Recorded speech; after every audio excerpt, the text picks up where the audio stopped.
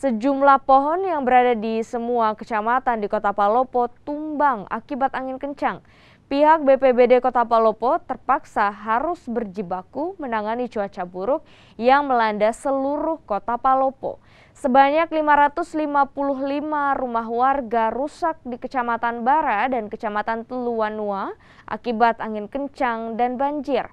Bahkan ketinggian banjir mencapai 90 cm.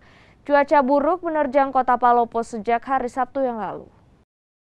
Kalau pohon tumbang seperti ini kan diakibatkan oleh angin puting beliung, sehingga pohon tumbang juga hampir merata di seluruh wilayah kecamatan.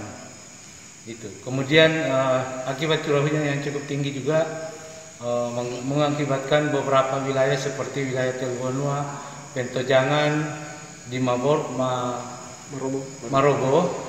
Kemudian upaya yang kita lakukan adalah mengevakuasi warga kita yang terdampak supaya bisa ke tempat yang lebih aman.